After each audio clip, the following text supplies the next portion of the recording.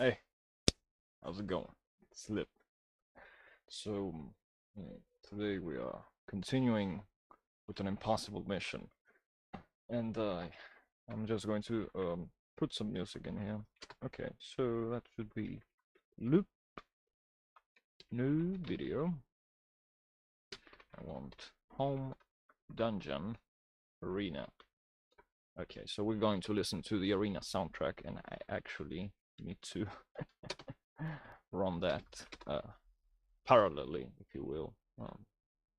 So anyhow, there is a common saying, and that saying is nothing but Perl, the binary, can pass Perl, the language, right? So only Perl can pass Perl. So I decided to pay no heed to that and do a little bit of Parsing Perl, just to try it out, and actually to write a little bit of a preprocessor, and just doing some textual substitution of my own modules, so I can have more automatic uh, module building and making classes and things like that. So I am going to add things like C style macros, like define, right? And I suppose I want a class keyword, just to generate the boilerplate for me. I can make it work in pure Perl, obviously, but it's too much boilerplate, and sometimes it's a little bit clunky having to manage it by hand. So I'm just going to leave it up to code generation, so to speak. And what I'm doing here is what's known as a source filter, okay? So this is probably one of the most awesome, maybe not the most, but one of the most awesome features of Perl, at least the ones that I've learned of. I'm still somewhat new to the language, relatively new. So what do we have here? Okay, so the first thing I set out to do was take away all of these strings, because the problem we have, let me just illustrate this.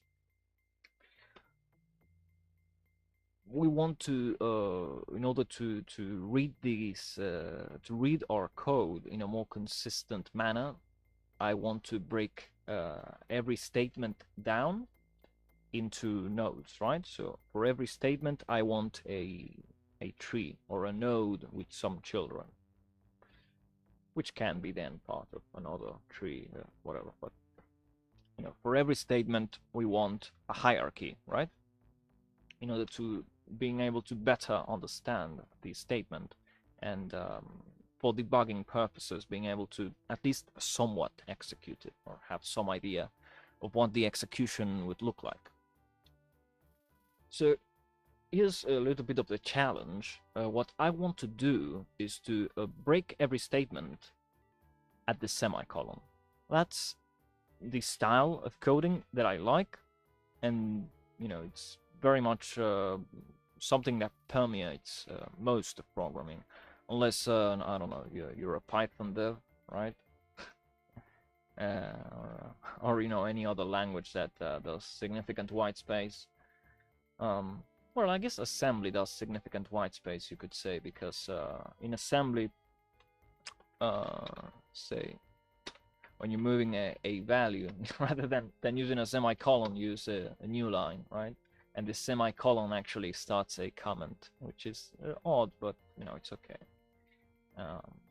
You would still generally utilize a semicolon at the end of of what we would call a line of code, and so it makes some sense. Python, it's okay. You have usually in Python you do expression, and then you can just put the semicolon there and write another expression. But more generally, you see no semicolon, which to me is a little bit odd. I don't know. It's not a style that I enjoy. So yeah. But anyhow, getting back to the task at hand, I want to break statements at the semicolon. So whenever we see a semicolon, we know it's the end of that statement. Here on to the problem that we have. What if the semicolon is in a string? What if this is the statement? Right. So all of this would be a statement, and whatever is over here would be another one, right? And so we do not want to break at this point, we want to break at this one. So the solution I came up with is I just convert strings into tokens. Simple enough. And here's a little bit of that, of what that would look like. So let's see here. Oh, right, I'm not right, I'm not printing the result. So let me back up a little. I'm just going to print it out. Okay, so as you, oh, well, shoot. Give me a second here, because right, so I left this unprocessed or something. That's interesting.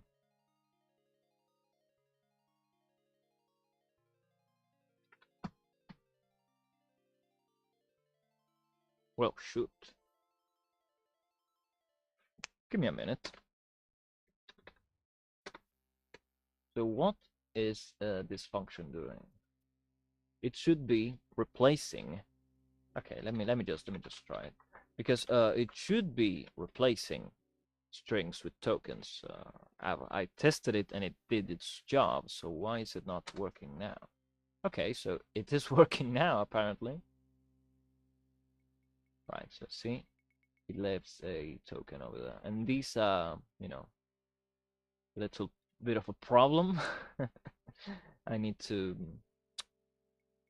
make sure that additional tokens for non-existent strings do not get created, but I did not figure that part out yet.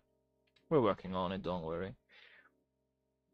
But the point is, for every existing string, there would be a token, and we're doing double quoted, single quoted, and whatever is inside of a regular expression as well. But for some reason, this function doesn't seem to be returning the modifier string, which is not what I wanted. It's weird.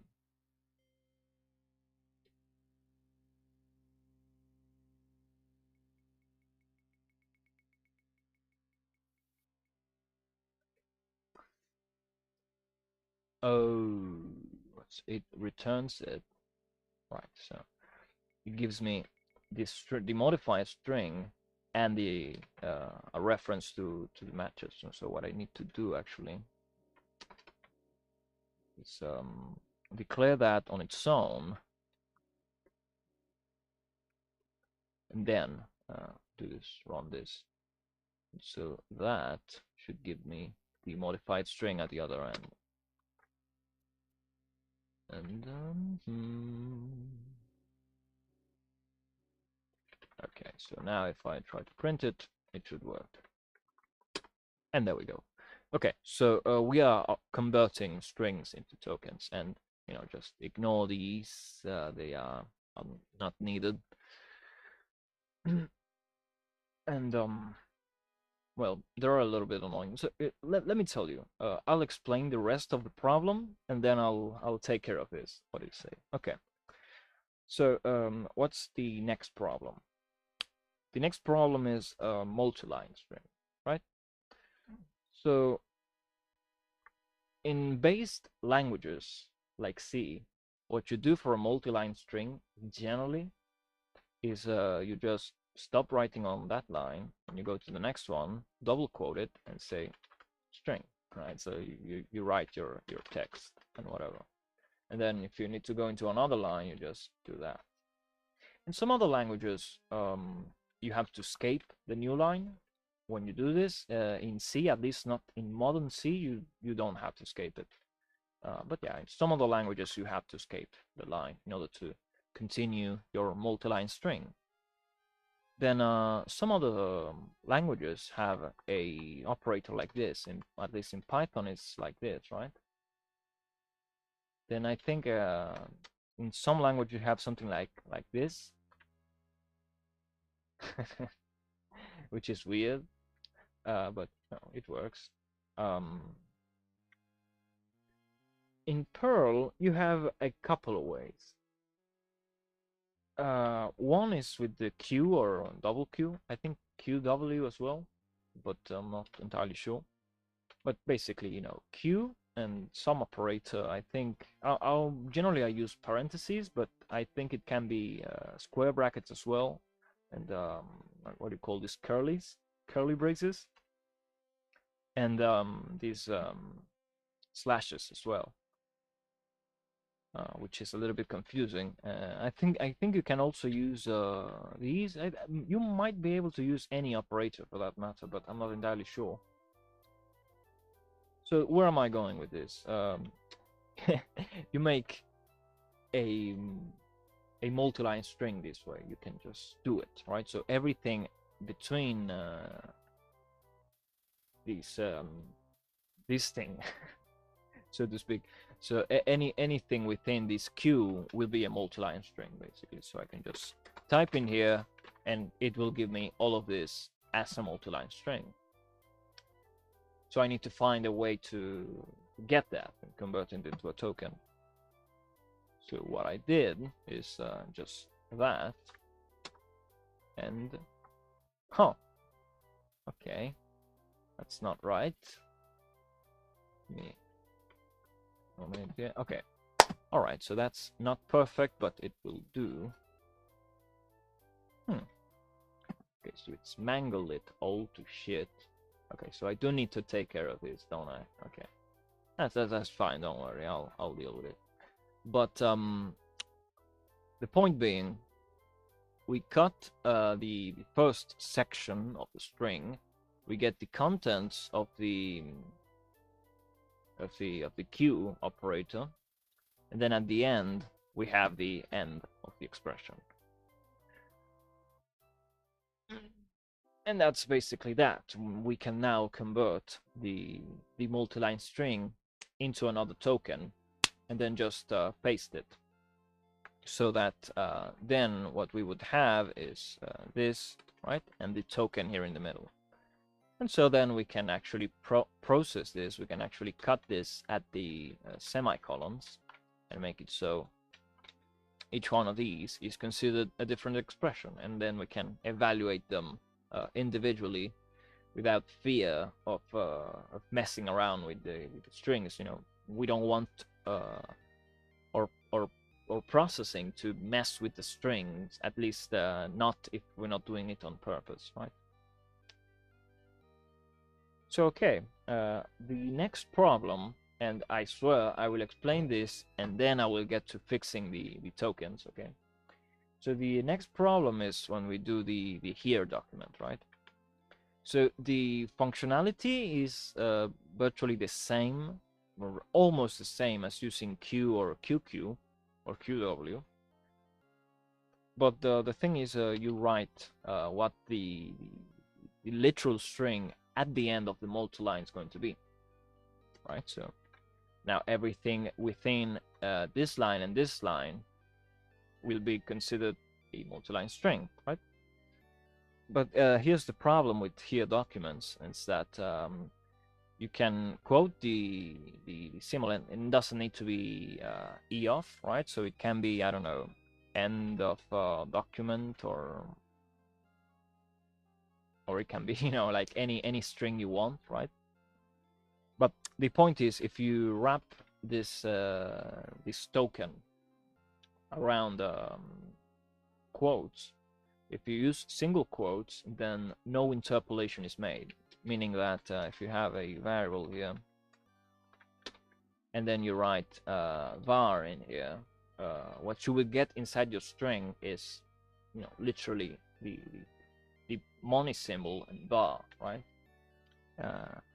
But I think if you leave no quotes, or if you use double quotes instead of the literal, you know, money sign and the token bar, what you get is the value of bar, right? And so this makes it different enough that we might need to make a few adjustments there. But you know what? Just for now, I think we can skip that part and think about it later. So what I'm going to do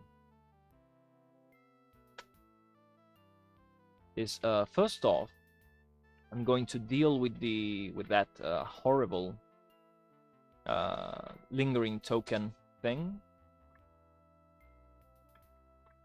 right?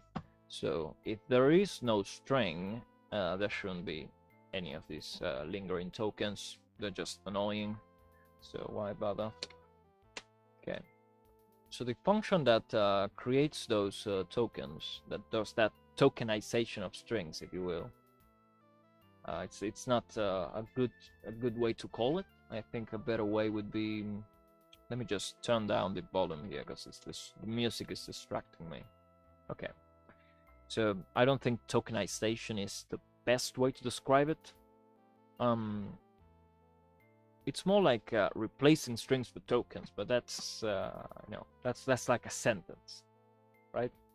And and we like compressing our speech. We like optimizing for code size. So anyhow, basically what this does is it will cut at a given pattern, right? And the pattern I'm using is a fairly complex one that I didn't even write by hand. I wrote a function to generate this kind of pattern, and the name of the function is delim, for delimiter. And basically what it does is you pass it a symbol or a sequence of symbols, for instance. That would be delim2 actually. And the difference between delim and delim2 is that delim simply expects that the opening and close is always the same, right? So suppose parentheses, no, that's a bad example. So suppose double quotes or triple double quotes, something like that, or I don't know, like triple greater than, if you will. And so what this would do is it would generate a pattern that will only match if you have a string that's within this delimiter, and it will make the exception where if the sequence is escape, then it will not detect it. And that's actually what's powering my how do you say my syntax highlighting right here, because I'm using Nano, and Nano for some reason does its syntax highlighting using regular expressions, entirely using regular expressions. Even the documents for Nano admit that this is a bad idea, but that's just the way the cookie crumbles, Right, so anyhow, as you can see, I utilized that generated regular expression in order to make it so this this double quote here will not end the string, right? If I take it out, then it does end the string right there. And delim2 is just the same thing, but in this case, the delimiters are different for start and end, right? So the opening sequence is different from the closing sequence, but the point remains the same, right? So if I say this like this, so this is just to generate an ANSI escape for color. At least in some context, that's what this sequence is for. If I escape the terminator, then it won't accept it. But if I don't terminate it, then this is not part of the escape anymore. So yeah, and that's basically delim. So I don't write these patterns by hand. They're far too complex, and I can get further into how, but just for context here, since I'm already detailing the intricacies of this, I actually wrote an apology. I actually wrote an apology for this function, because it's a monstrous, it's definitely monstrous thing. But this is the only way I found to do this kind of do not match when the delimiter is escaped. The only way I found to detect it consistently in a POSIX compliant way, right? So in a POSIX regex compliant way. Because again, I was using this to generate patterns for nano syntax highlighting, so there was no other way around. I could not use the Perl negative look ahead. Is it like this or like this? I always forget. But I could not do it with this kind of operator, because it doesn't exist in this type of regex flavor, as they call it. So yeah, I had to write these kind of not very cool functions, right? Lots of escapes everywhere, like 4 backward slashes. You know your patterns are nuts when you start seeing too many of these. But anyhow, moving on. We want to make sure that when there is nothing to cut, not to cut. Okay. So I feel the best way to go about it is to just rely on a counter. Be done with it. So let's say I'm just going to increase I, and if I, right? So only if there was a match, right? Because what we're doing here is we're looking for a pattern match within our string, and when we find it, we put a little placeholder in there. Then we just push the match, right? So that would be the match, right? So this is between parentheses. We just push the match to our array, and then extend that placeholder with a token telling us, first off, this ID is just to know what pattern we were using, right? So just to know, is this thing a double quoted string, single quoted, is it a regular expression, things of that nature. It doesn't quite matter that much, but I thought it was a nice thing to add. And then we have an index, and this index is what we use to then when we want to replace the token for the string that it was replaced for, we can actually find the string, right? So as it stands now, we don't actually use the ID, I think, but yeah, if we wanted to, we could use the ID to find the right array, and then the index to find the right element within that array to substitute the token with. Okay, and we're not actually doing it, but we're just using the index in that plan. But anyhow, so the change I feel that should fix the lingering issue is just do not bother to cut if there was nothing to cut. So yeah, only if I has increased, so only if I is non-zero, so there was a match, only then we'll paste these tokens into the string. So now if I run this, we have absolutely nothing, and that's problematic. Oh right, because there is nothing. Okay, so give me a second. Oh, I know. I know. I made a mistake. Okay, sorry. Okay, so what we have to do is just say else s2 just equals s. Okay. Okay, and that's that. Right. So no more lingering tokens. Okay. So now let's say var equals string, and we do get a lingerer. That's a nice way to put it. No, actually,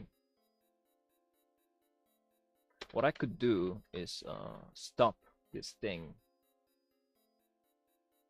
from pasting unnecessary tokens, because it's kind of a waste of time, honestly.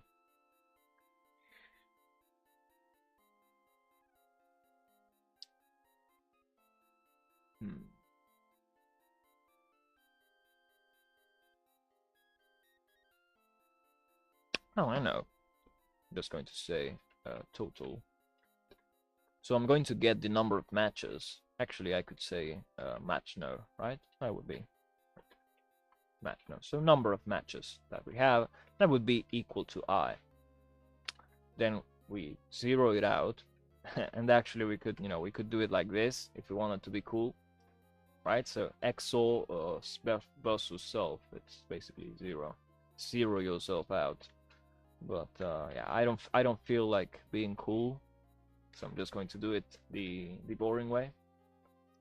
So anyhow, and I suppose we could just index into a right. So the thing is, I'm a little bit of a nutcase. So sometimes what I like to do is I would create a subroutine array, right? So a code like a subroutine, a code reference array. It's I think it's the right way to say. So you create a subroutine. You say return 0, and then you create another for the array, and you say return 1. And then you index into that according to some condition, say I is less than number of matches, right? And so, and basically what the subroutine that gets to run is defined by this condition. Now I'm not now that I think about it, I do not know if this does translate into an evaluation or not.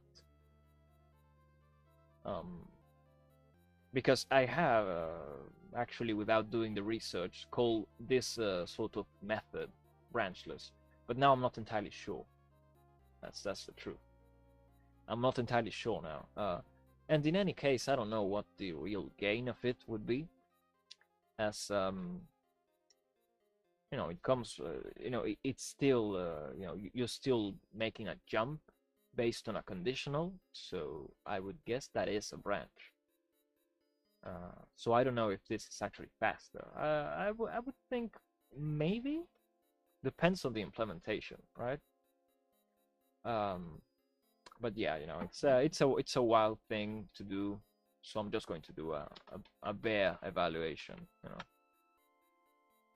So basically, if I is less than number of matches, then we're going to do this thing. We're just going to append a new token, right? And yeah, that's right. And else, we just want to append the sub, and the sub would be the substring, right? So I didn't feel like calling it S3. I thought it was too much. So yeah. Okay. So let's see, and now we do not have any lingering tokens. So nice. Which means that now this function is sort of redundant, right? So what I was doing, because the substitution worked the same way, so there was no point in in fixing it, right? So it is only annoying whenever you want to print and you have a whole bunch of string tokens that replace for nothing. So I said, well, but I'm not printing this out much, right? So I can deal with it. But then, I decide, well, I'm gonna make a coding video, and people get to see that, and they say, like, what? What are those tokens? And now it's a little bit cleaner, so I'm just going to delete that. Makes no sense to leave it there. Which means that now I don't need to clear the sims after I stitch things together, because what we have is this multicut function. We pass it a list of actually not a list, it's more like a hash. Yeah, well, functionally it's a list. So this symbol is more like a comma. But yeah, it's a key value pair. So basically you pass an ID, and this is the ID that it's pasted on the token, right? So it's ID, cut, and index, right? So this is a string token. So you pass an ID and the token, and what mcut, so multicut, basically will do. It's just go through those patterns and do a cut of the string, right? So it will replace your declared strings or double quoted or single quoted strings on regular expressions, right? So kind of like this, you know. So you have, you know, your pattern here, and you substitute it with something else. And, yeah, and that will be taken away as well. So if I do, all right, so I want to match string, and it will cut it. So, all right, and you know, just to detect that it was this, I guess I sort of made the mistake of including the equals into the pattern, and so you know that will not match. So I'm not sure how I feel about that. I think not quite so good. So I'm actually going to take that away. I need to go delm tree. Oops, tree. And let's just give it a try. Okay, so I'm going to take this away. And oops, what did I miss? Oh, okay. All right. And so now we can actually find things, and I am recording. Okay. It's a bit of a fear I have that, you know, I'm doing a very lengthy explanation of some, you know, moderately complex topic, or you know, or a topic that makes me have to speak for a while, and then, you know, after an hour or so of giving a little bit of a lesson, so to speak, I find that I did not record it, right? So that's heartbreaking.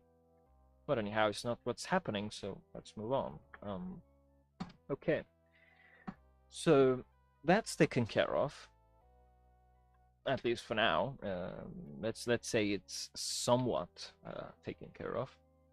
Now what I have to do is work with the here documents, right? So here documents, if I'm not mistaken, is the name that is given to when you do this, right? So if multi-line string, right? So this, oh, actually I think it's, no, it's like this. Okay, so if I'm not mistaken, this is what's called a here document. Okay, so all right, the mechanism is quite similar to doing with QQ or Q, right? So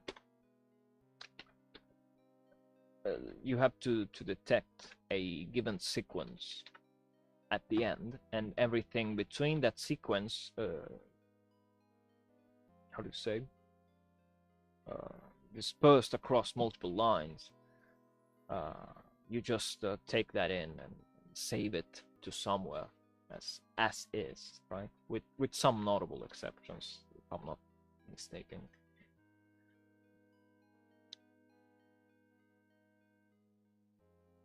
Actually, let me double check that, because now that I think about it, I'm not sure.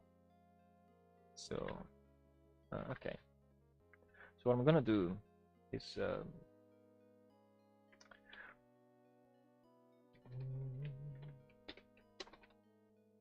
I'm just going to test something out, because I'm not entirely sure about this. And the thing is, when you use for Q or QQ or QW, I think, when you use an operator that's or a delimiter, I should say, probably, when you use a delimiter that's exactly the same at the start and at the end, then if you utilize that that character again within the multiline string, I'm not entirely sure if Perl closes the string if you escape it. I think if you escape it, it will end here, and if you don't escape, it will end here, right? But I'm not sure, so I have to try real quick. So let's just printf and see what happens. Okay, so it did not terminate there. Did not. Okay, so it did not terminate there, and that's a big old error. Okay. Okay, so there it ends. Okay. All right. So, okay, good. Because my assumption was that if you escape the delimiter, that it will keep on reading. And so that's precisely what I did, right? So I've already gone and acquainted for that. So if the if you find the delimiter but it was escaped, then it will just keep on reading. So nice, you know, like for once I had the like the foresight to to know that something bad would happen if I did not deal with escapes. So all right. Now the problem with the here document thing is that it's kind of the same, but not entirely. So I'm not entirely sure if I would do it with the same function. I think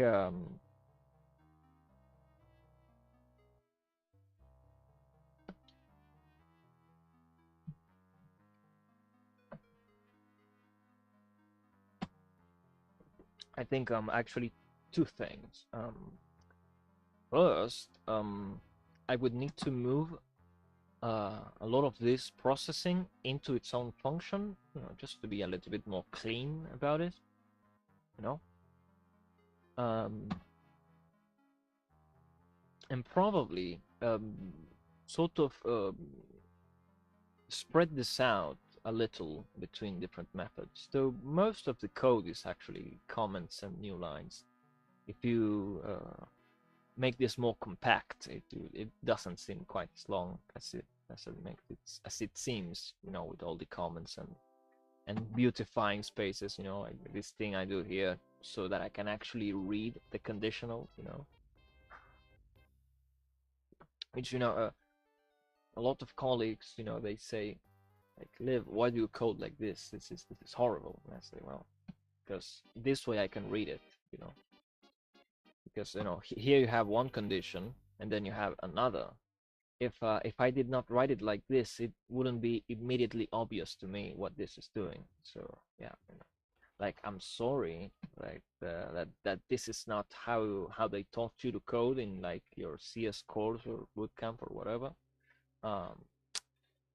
But this is the, you know, this is the way I code, and I don't, you know, like, I can see some faults with it, right? So it's not the most common way to work things out, but it is the way that I, after about a decade of writing code, I found it the more convenient readability wise. So yeah, you'll have to deal with it.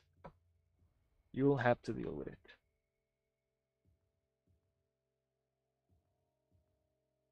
And of course, if you have a more readable way, be my guest and teach it to me. It might be better than mine, you know. That's always a possibility.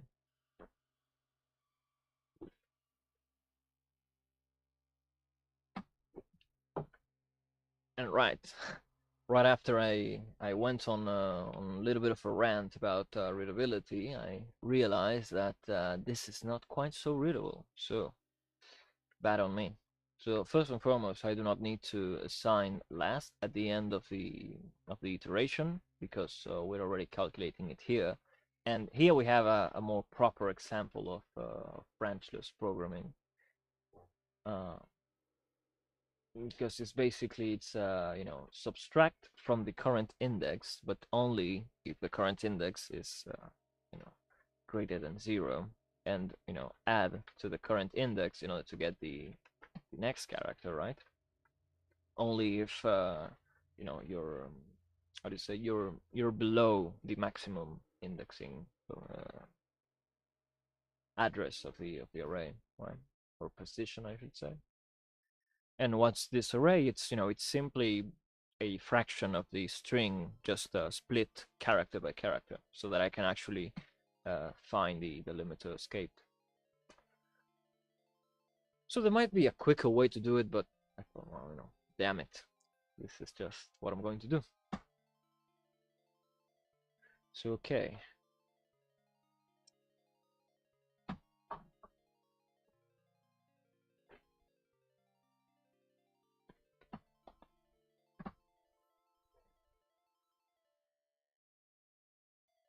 So dot block, apart from a very nice Age of Empires 2 kind of a strategy, and I actually I'm gonna explain it. So dot block in Age of Empires is when you have a very short stretch of water and you block it with a dock, right? So that's a dot block, right? So it's a kind of move in Age of Empires 2. In this case, without the K, doc block is just document block, and that's basically the name that I chose for multiline strings because there are different ways to do it. I thought I'm just going to give it a single name and try and treat it, try to abstract away the details as much as I can, so I can just treat it as the same thing, though it's the different methods are not entirely identical, but it's not the worst. It's not my worst idea yet. So okay, guess what I have to do is first and foremost take a bunch of this back one level of indentation. Not this. Oh yeah, and that would be Shift Tab. Okay, forget about that. And I'm gonna take that. No, I'm gonna leave that in the. What I'm gonna do is simply move this.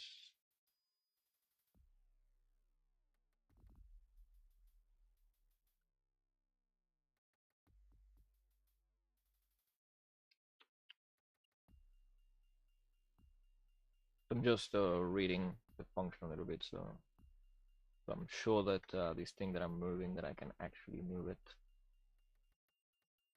So let's see, I'm gonna put it up here and try and give it a name that makes some sense, okay? So actually this evaluation, I can do it right here. And the reason why I'm not jumping into an else here, it's because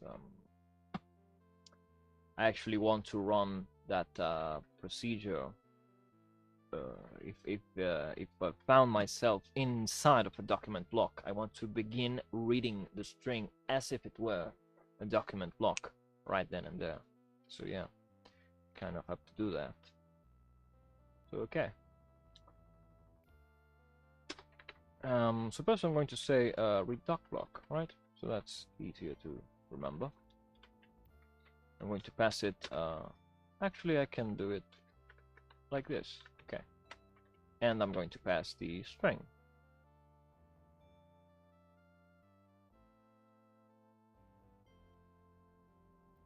Yeah, that's about right. Okay.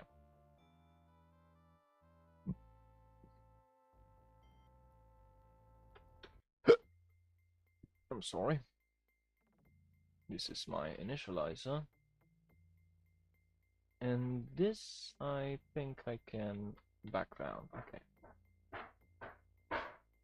So I actually need to redeclare these.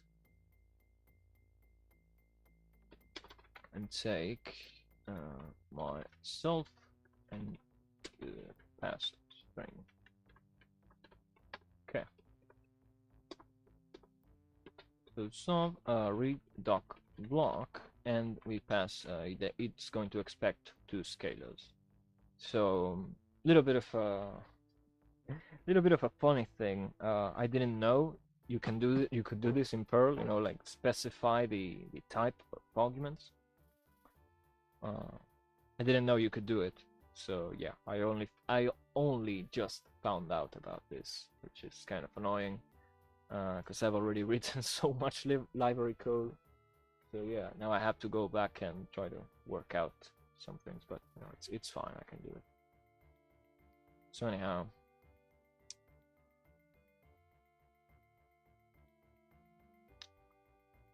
I'm trying to, well, actually, first and foremost, let's see if it actually works.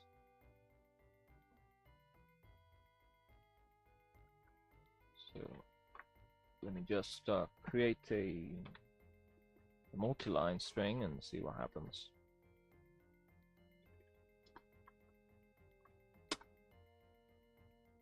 What's this frame?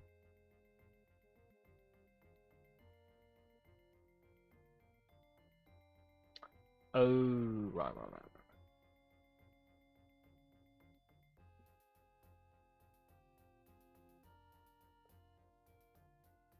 Hmm.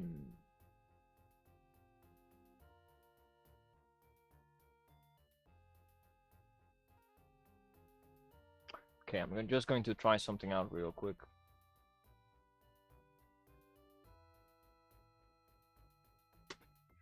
Comment this out. Okay, so that doesn't work.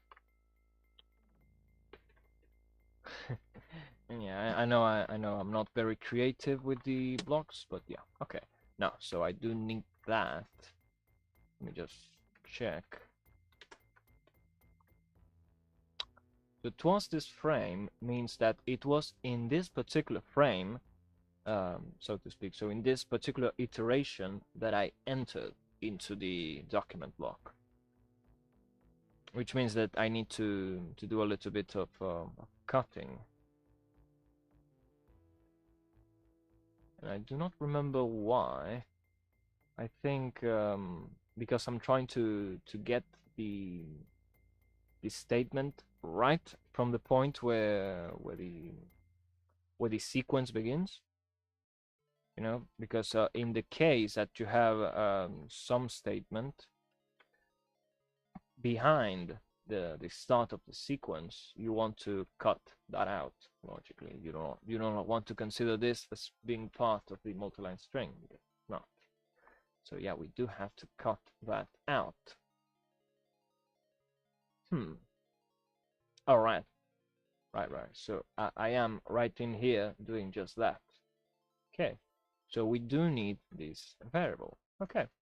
So I guess I'm just going to pass it. So I'm going to shorten it to this frame.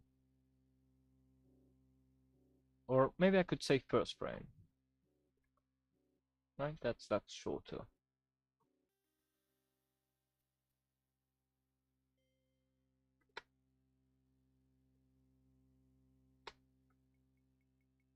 Because you know, saying it was this frame and writing it, you know, like twas, like I was Shakespeare or something.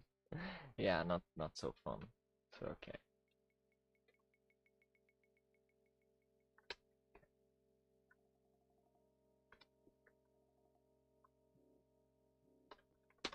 And that means we need to receive 3 scalars. Okay. Let's just replace this. Okay. Okay. And now we have start of the sequence, multiline string, end of sequence. All right. So now what we should do is convert the how do you say?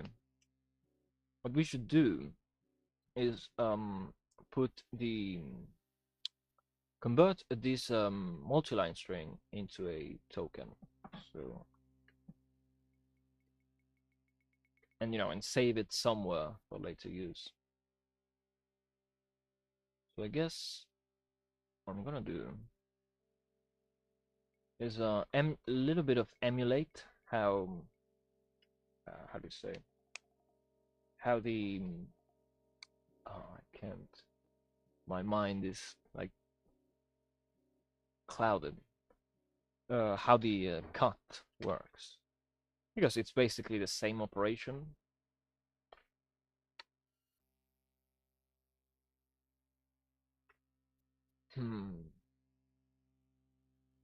Except, I don't have to do a pattern match, and I just want to paste a token like this and be done with it, basically. So,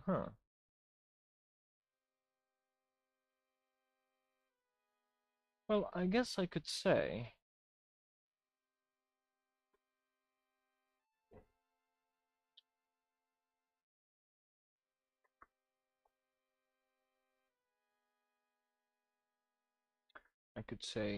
documents.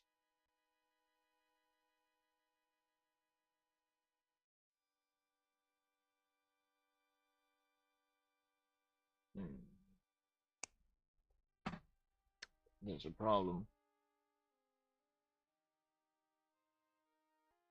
There is a problem because actually I need to demangle this to this array. If you go to, I think it's restore. Okay. So what it does is it goes through the array that's been set up by doing the mcut,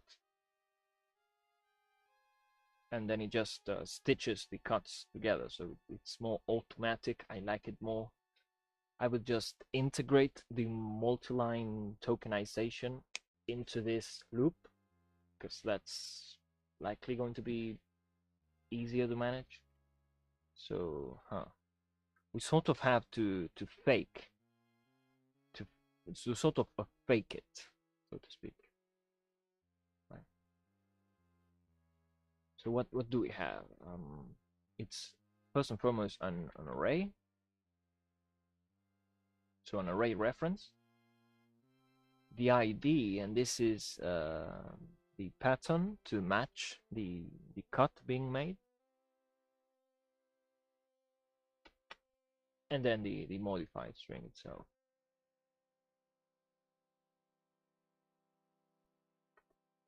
And this will return us, right? So cut will return us that ID. So what we need to do is we need to construct that ID, put the single match, because we only have one, right? So one big multiline string.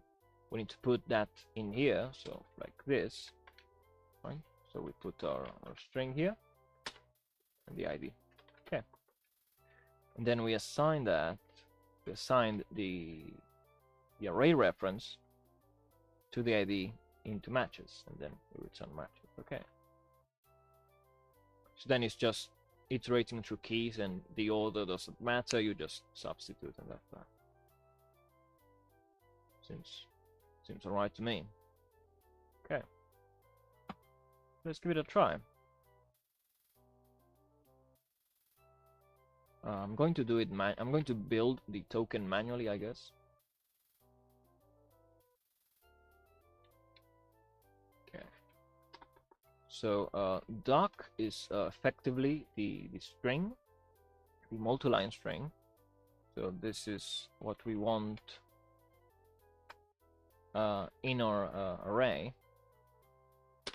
Then our ID would be, I guess I'm going to say ML cut, and the pattern here should be this, if I'm not mistaken. And actually, let me just check. Yeah, exactly. Okay. And I need to add the colons at the sides. Okay. So that's that.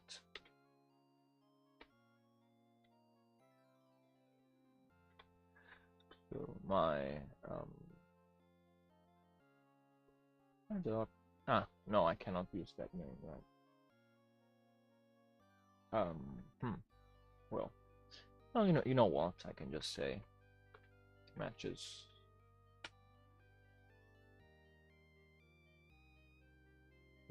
at ID. This. Okay.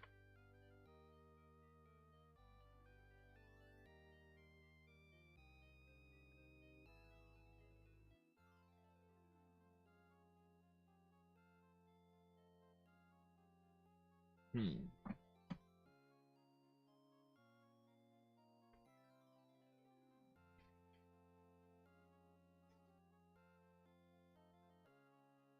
the problem with this, and actually this is a little bit of a problem, is and just now that I just now thought of this. Right, so it goes to show that I don't always have the foresight that I need to have. This is actually kind of a stupid thing, but I should have seen it coming. I should have done a little bit more planning. But anyhow, the problem is if I have a double quoted thing,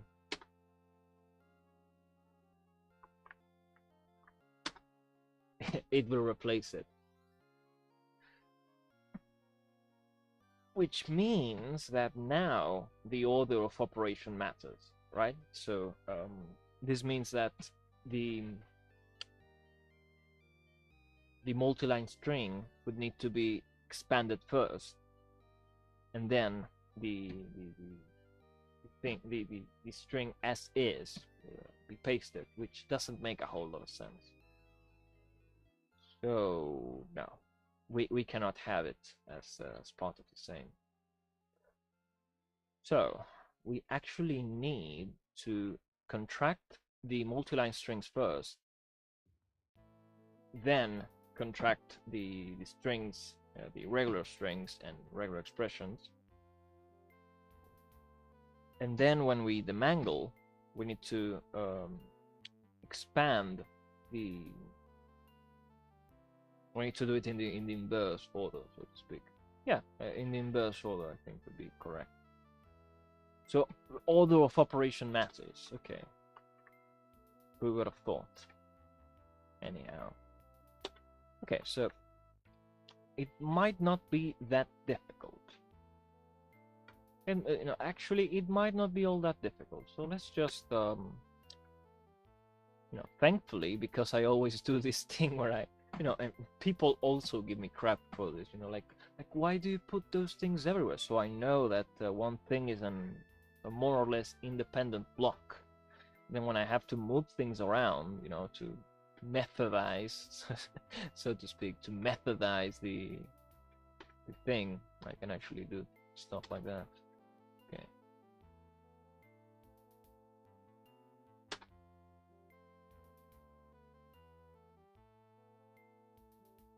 So, all right. To solve tokenize stock, I think it's a way to put it. I need self and the string. Okay.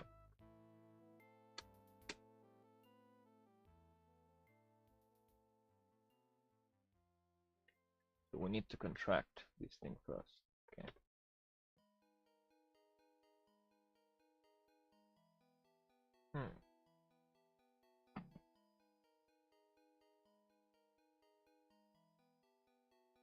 Right. So I need two different arrays, right? Because I need matches exclusively to demangle or do the replacement of regular strings and regular expressions, and so which means I need a different construct altogether for everything else. So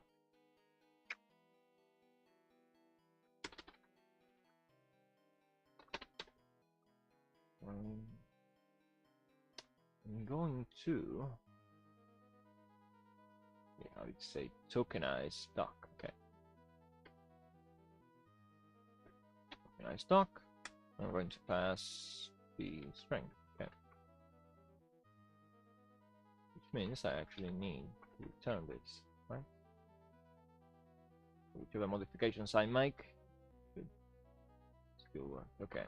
So let's run it, and we have the same thing, which means this more or less works. Let me try doing this thing right here. I'm going to disable the printing here,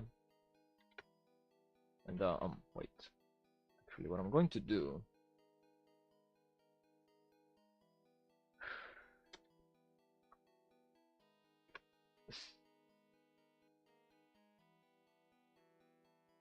Okay, so I do need to save this document somewhere. I do not know where yet.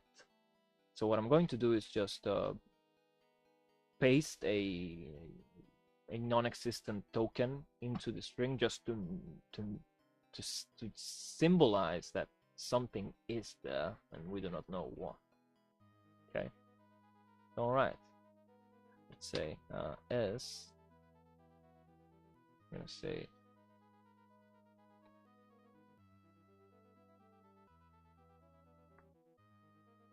this thing. So this would be the end of the sequence. So it's end, but the token is just going to be token. Okay, so multiline string token. Okay, fine. And then I need the start of the sequence, which is not so clear. Printing off is not quite so clear. So what I'm doing here is just printing the thing as is right then and there. So actually, let's just save it to this array that we have going on here.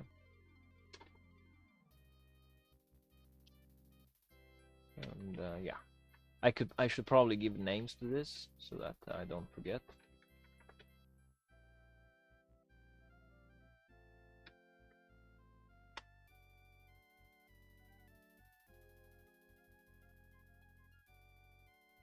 Right, fine.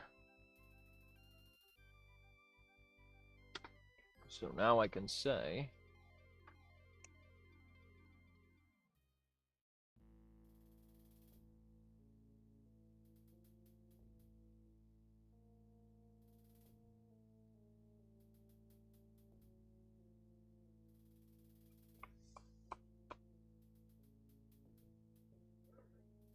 self in duck block slot 4. Okay, so I will give a name to this so that it's not so cryptic later on. Okay, so let me just see how it looks. Okay, we get there. I do not want to print block. I just want to return the string. So let's just print it at the end of this sequence. Okay. So print, and let's see if it was mangled, and it was not. Okay. All right. So actually, what I need to do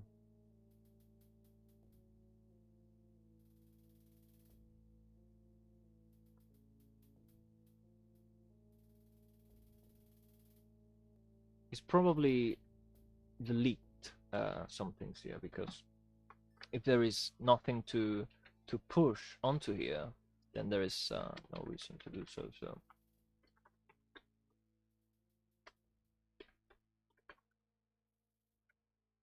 So strip line, what it will do is it will eliminate all white space within a string without modifying the actual string. So you can check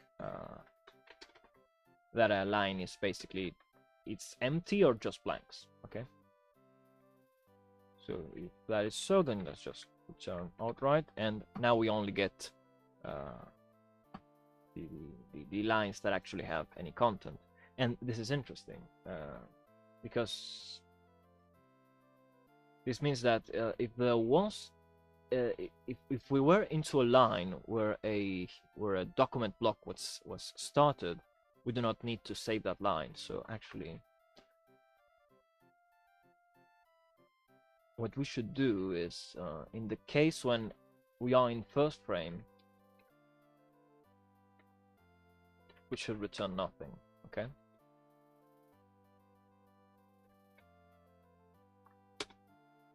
Right. And so we only get what we need, right? So let me see if we write something else here, like I don't know, print. Okay. And yeah, okay. So all right. So this works. This works fine. At least for now, it's apparently working fine.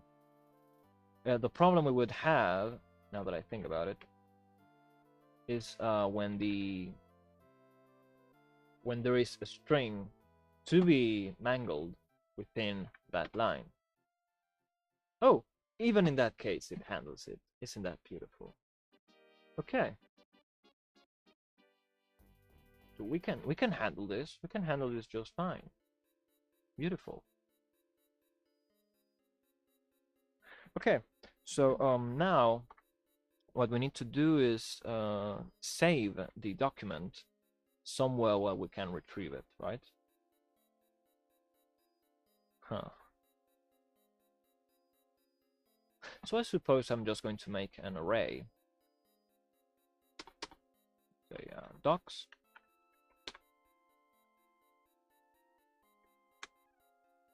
And I'm just going to save the document.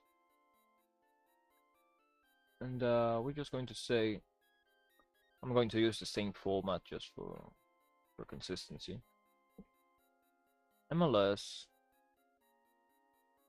cut. And it's convenient that we're doing it this way because because we're no longer cutting the extra tokens, because now we do not have additional tokens. So this is nice because now we can keep using this token format, and we know for certain that we'll never have a token that's there that should not be there. So that's nice. We do not need to do any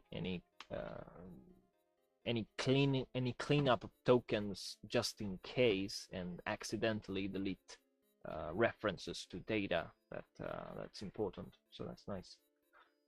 So anyhow, I'm actually going to sprint up this so that I can have the number, the index padded with 4 zeros. This would be array the ref of self docs. Okay. And yeah, I'm going to break this up. Okay.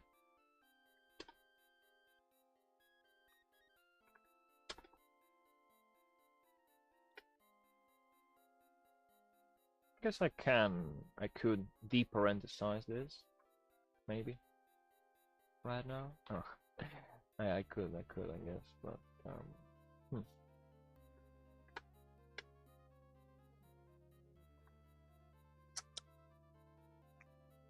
And yeah, we do need to push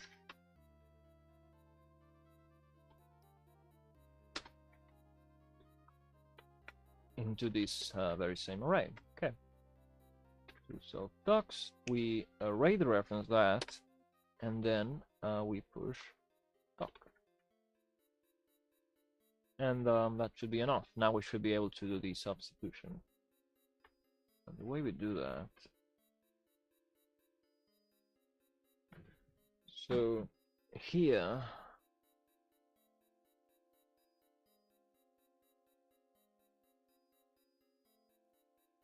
so at this stage what we have is all of the lines you know, just accumulated, and on any one in which we find any replacements to be made, we just make them.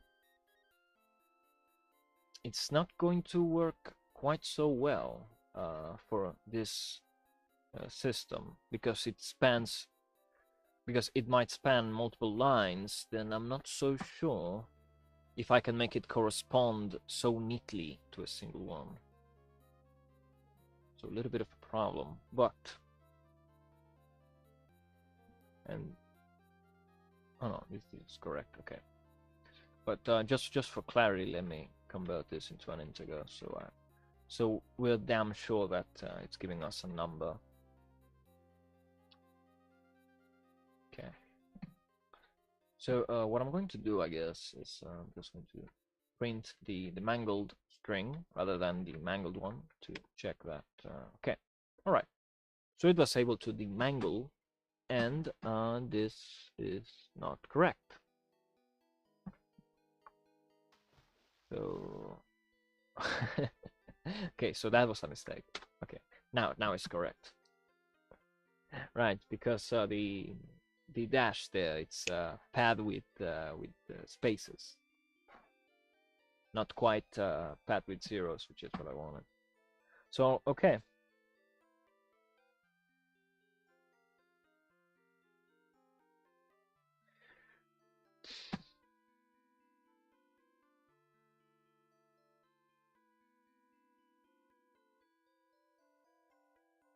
I'm trying to think what would be the best way to do the substitution here. I'm not entirely sure. Would this always be a single line? Yes, likely, maybe, probably. I think yes. So, tell you what.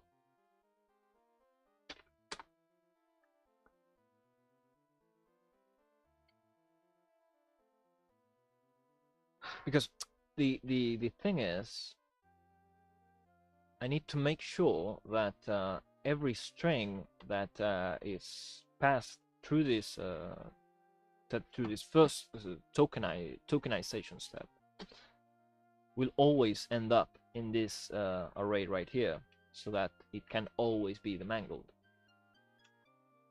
That's a little bit of the problem.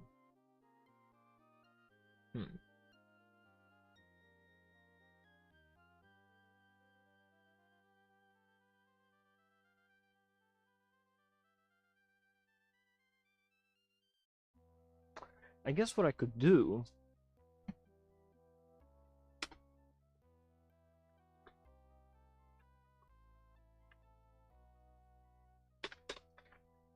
is just use a boolean, right?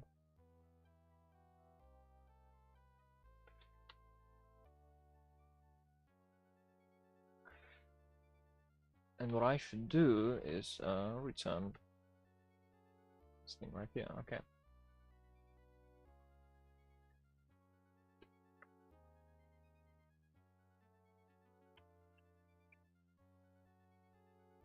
So we know that if at the end of reading a document block is that suddenly 0, then we know that it is the last frame or the last step, right? So we can say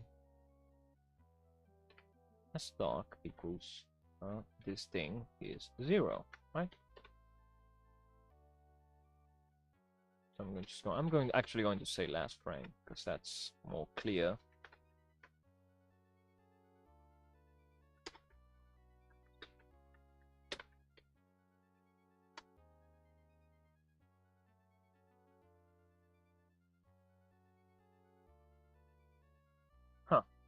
And I guess the last frame actually might be the last frame actually might happen simultaneously with the first frame, so I'd be careful here. Okay. Just for clarity.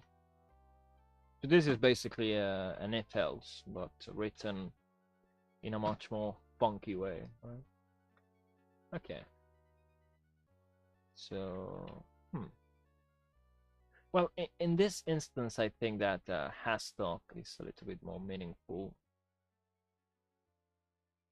because this means that we need to append extra information onto matches, right? So I kind of want to do that. So yeah, let's do. Right. So because there will be no tokenization of anything that's within quotes, inside of the multiline string, then this means that now the order of operation when demangling doesn't matter, right? So we can just put it all together. Nice, problem solved. So okay, I guess what I have to do is to say if we have a doc.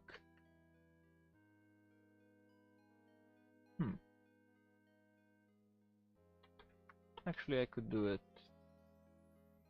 Oh no, no.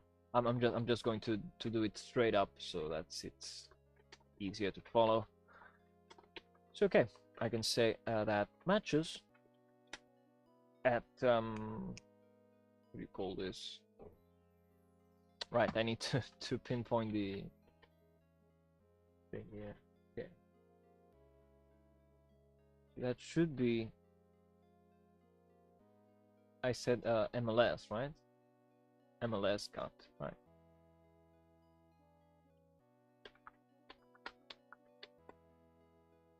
Okay, so that this should kind of work. So at this ID, I want the last document added, right? So that would be self docs -1, right? Let's see what happens with that. We have an up. We have an we have an error. Okay, so right, I need to wrap this in curlies. Can't use string. Okay, but it did find something here. It did find something here. So it was able to somewhat demangle it. But oh, because I need to pass it as an array reference. Okay, that's fine. Okay. But not quite. Not quite. Okay. So it was not capable of fully demangling it. Oh, and now it okay, that was unexpected. Alright, so that is quite weird. Sometimes it manages to demangle it, and sometimes it doesn't. So we do need to look into that.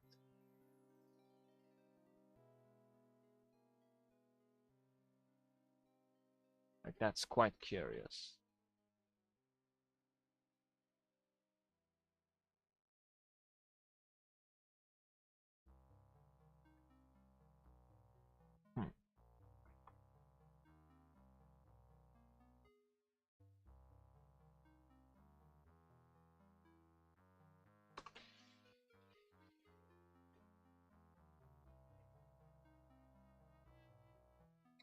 Let me try this. I'm going to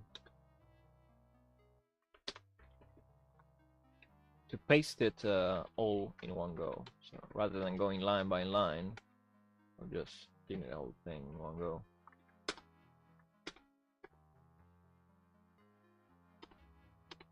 Not ideal.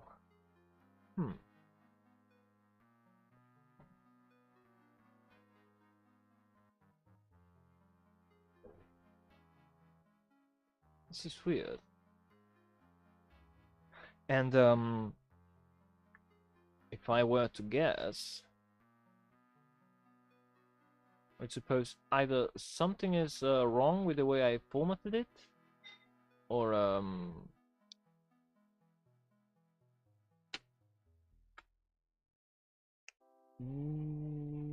here's what. Okay, so I actually need to do this right.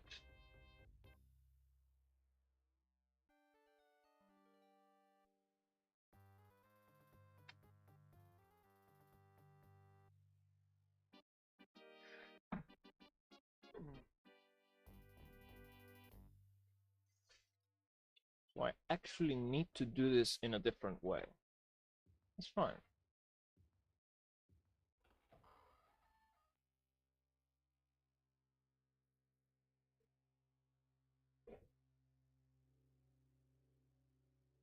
Well,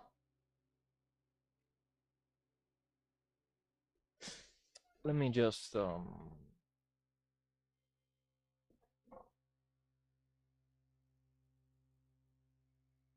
just check what mstitch is actually doing.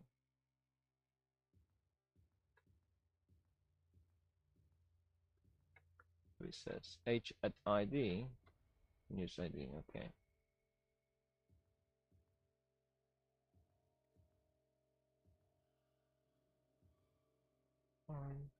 And I'm sorry if I'm not explaining this part because it's a little bit weird, but basically the text that there is a token to cut.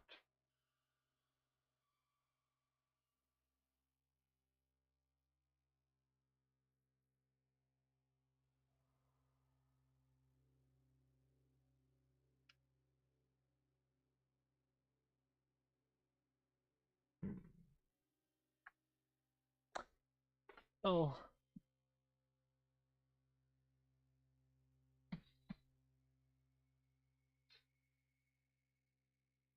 the easier way to go is just to iter to uh, the keys for documents that we have, and if the token matches, expand, and that's that. No, it's simpler. It's not my preferred way to go, but I do want to finish this today, so let me just check. I've been recording for about an hour and a half, so that's not so bad. And I think this has been, you know, at least in terms of the kind of weird experimental format that generally my coding videos have, where nothing is understandable. I think this one has come out more or less in a more sober fashion, more consistent. You know, there has not been quite as much ranting this episode, right? So okay, yeah, let's just put these in an array. Okay. In an array. Let me further explain. What I'm going to do is, instead of just pushing like a little bit of an idiot, what I'm going to do, just say self docs at id is equal to doc, right? So I'm just going to say to that key, and this is the part that's not so good, right? I'm just going to have to pattern match that exact identificator and replace. So it's not so cool, but that's what I got. So yeah, so forget about this.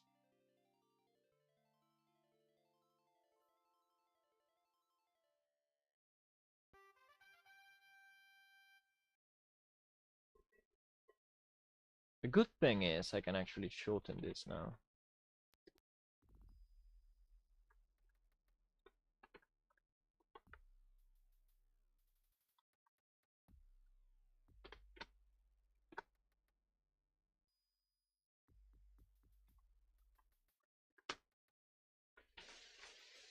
Okay. So I'll comment this thing to make it more readable later on. It's not quite so pretty as it stands now. So yeah, that's on me. That's on me. But you know, my bad. I need to keep going and finish this. So okay.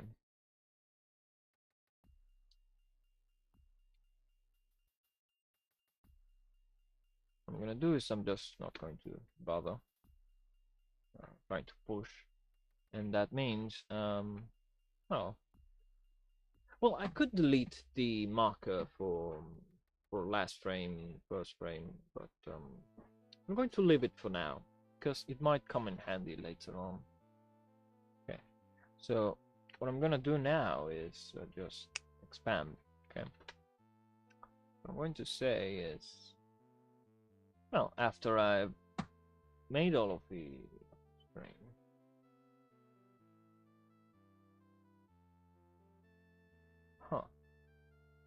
or rather, right then and there,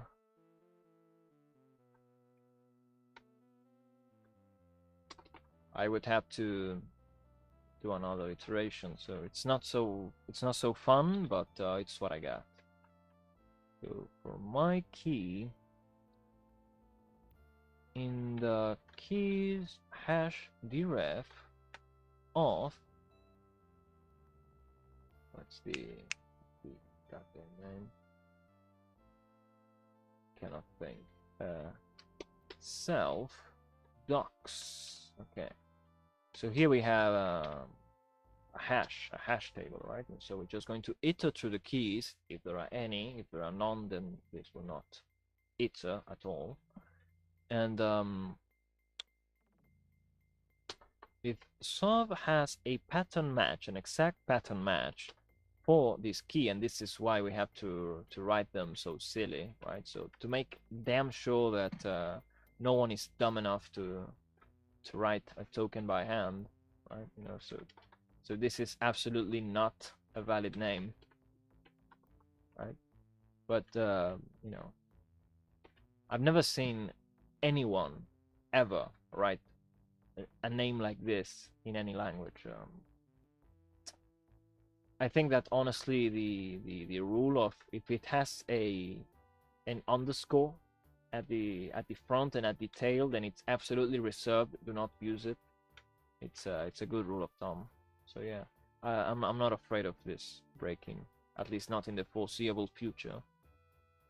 But you know, it's as good enough as it gets.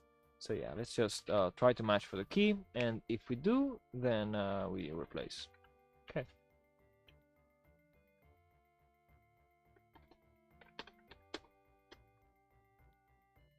I want to say that the string is right here, and then we do not have to add the reference there, so we can say just oh,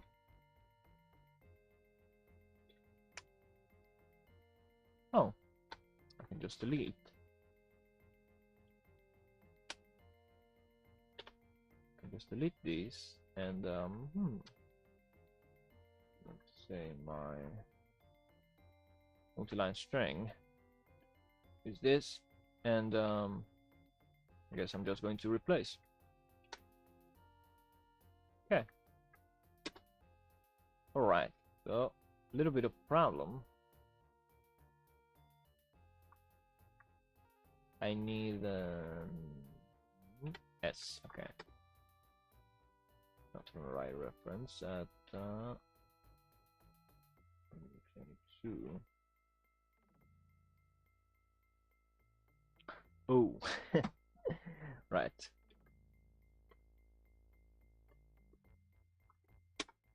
There we go. Okay. So now, let's see if the mangling is correct. So S, append to S the result of sub, and then just print up. Moment of truth. Let's see. Okay. All right. So that worked. Let's just make sure that it always works, right? We want to be consistent, and yes, it does. So all right. Okay, so that's a start. Okay, so we already have a good way to tokenize multiline strings. Okay, so that's good. What we need to do now, well, not right now because I'm feeling a little bit tired, but what we need to do now is do the exact same process, but for actual here document, right? So no more Q operator, just straight up this kind of construct.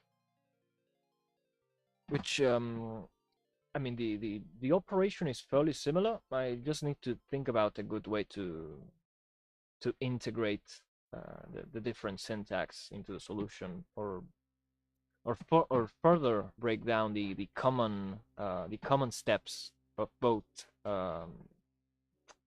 methods for multiline strings.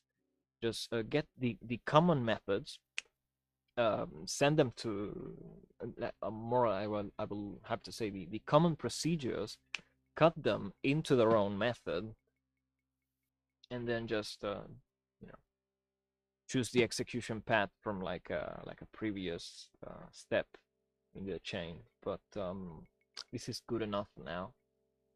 So yeah, that's it from me. Bye.